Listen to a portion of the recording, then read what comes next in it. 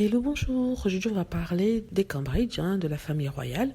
Donc, on vient d'apprendre que les Cambridge ont employé un jeune homme qui devrait s'occuper de leur équipe de communication. Comme vous le savez, Jason Knopf, qui était le directeur de leur service de communication, a démissionné pour aller travailler à l'étranger. Et du coup, ils ont embauché ce monsieur qui devrait diriger son équipe. Rappelons que Jason Knopf est la personne qui avait témoigné contre Meghan Markle lors de son procès avec le Daily Mail. Au départ, il avait dit qu'il ne prendrait aucune position entre les deux, que ce soit pour ou contre Meghan. Mais après ça, il a changé d'avis quand le Daily Mail lui a demandé expressément de venir témoigner. Et il a reçu l'autorisation de, retenez bien ça, qui d'autre que le prince William. C'est-à-dire que le prince William a autorisé un de ses employés d'aller témoigner contre la femme de son frère. Donc c'est ce même Jason Knopf qui a depuis démissionné. Parce que vous savez que quand on va commencer à regarder ce qui fait quoi, comment ça s'est passé, on va recommencer à s'interroger pourquoi il avait autorisé. Du coup, les Cambridge se sont débarrassés de lui. Donc aujourd'hui, on embauche une autre personne qui soi-disant serait très compétent au niveau de la scène internationale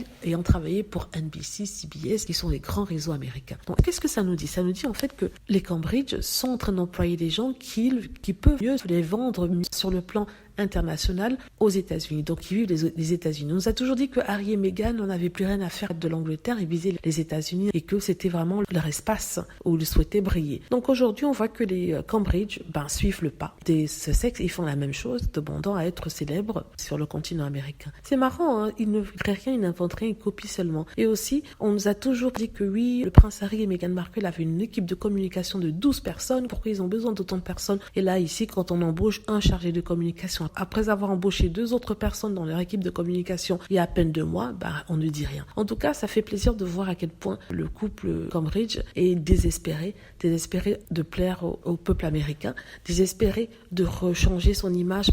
Voilà, en tout cas, c'est ce que je voulais dire par rapport à ça. Dites-moi ce que vous en pensez. J'espère que vous avez aimé la vidéo. N'hésitez pas à cliquer sur like si c'est le cas, à vous abonner pour plus de vidéos et à cliquer sur la petite cloche afin d'être averti lorsque je poste une belle vidéo. Merci.